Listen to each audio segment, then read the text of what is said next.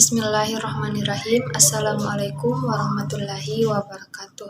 Perkenalkan, saya atas nama Ummul Mutmainnah NIM 90501211089. Saya akan membawakan materi pengertian munasabah Al-Quran. Pengertian munasabah Al-Quran. Secara etimologi, munasabah berasal dari akar kata yang mengandung arti satu, berdekatan, mirip, atau menyerupai. Sedangkan menurut terminologi, munasabah adalah ilmu yang menerangkan hubungan antara ayat atau surah dengan ayat atau surah yang lainnya. Apakah hubungan itu berupa ikatan antara am dan khosnya, antara abstrak dengan konkret, ataupun antara rasional dan irasionalnya, bahkan antara dua hal yang kontraksi. Bismillahirrahmanirrahim. Assalamualaikum warahmatullahi wabarakatuh. Perkenalkan, nama saya Fajrul Salam Al-Aziz dengan nomor NIM 90500121093. Saya akan membacakan materi kedua, yaitu urgensi munasabah. Bagian B, urgensi munasabah.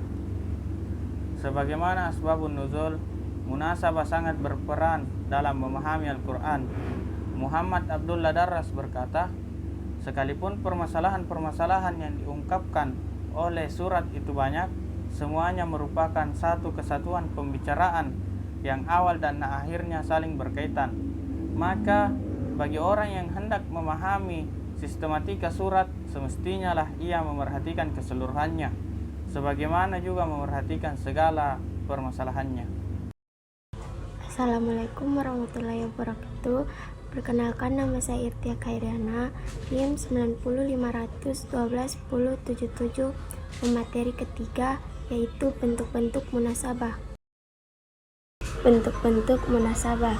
Yang pertama, hubungan kata demi kata dalam satu ayat.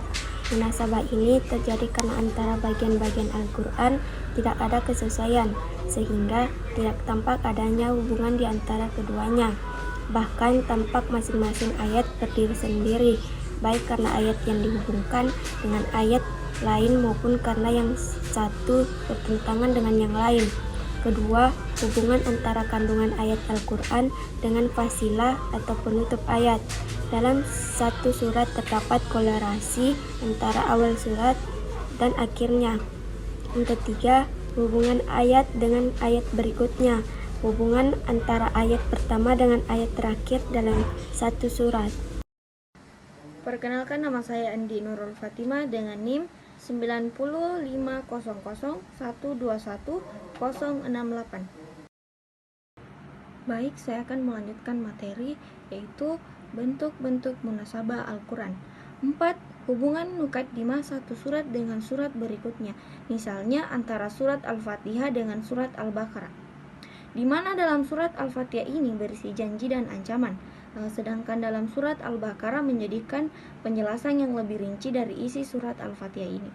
5. Hubungan penutup satu surah dengan muqaddimah surah berikutnya, misalnya permulaan surat Al-Hadid ayat 1 dengan penutup surah Al-Waqiah ayat 96 memiliki relevansi yang jelas, yakni keserasian dan hubungan dengan tasbih.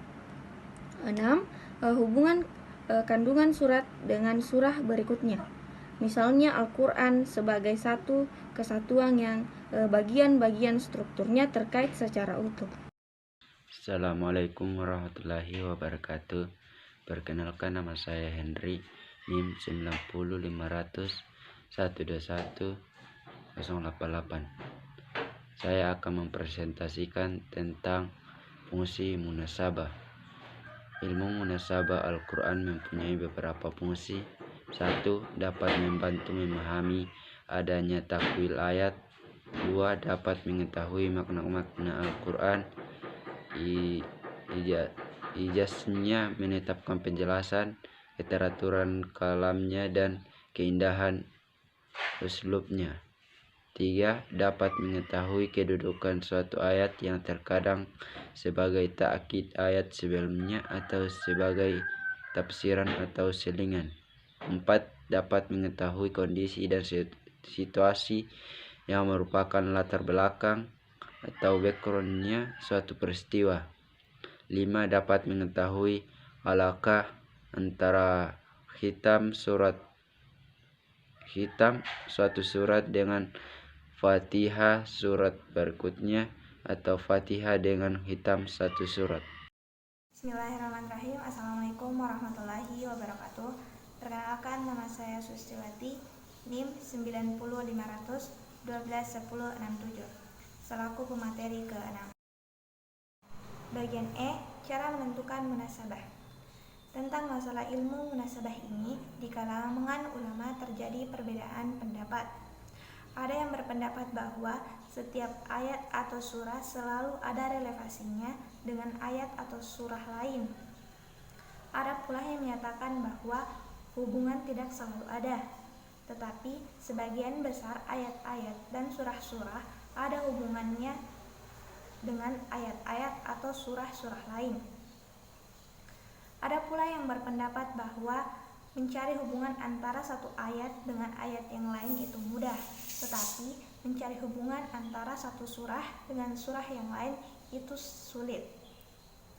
Muhammad Izzah Daruzah menyatakan bahwa semua orang mengatakan antara satu ayat atau surah dengan ayat atau surah lain tidak memiliki hubungan antara keduanya, tetapi kenyataannya bahwa sebagian besar ayat-ayat dan surah-surah ada hubungannya antara yang satu dengan yang lainnya. Untuk meneliti keserasian susunan ayat dan surah atau munasabah dalam Al-Quran diperlukan ketelitian dan pemikiran yang mendalam. Salah satu ahli, yakni As-Suyuti, menjelaskan ada beberapa langkah yang perlu diperhatikan dalam menemukan munasabah ini. Yang pertama, harus diperhatikan tujuan pembahasan suatu surah yang menjadi objek pencarian. Yang kedua, memerhatikan uraian ayat-ayat yang sesuai dengan tujuan yang dibahas dalam surah. Yang ketiga, menentukan tingkatan-tingkatan itu, apakah ada hubungannya atau tidak.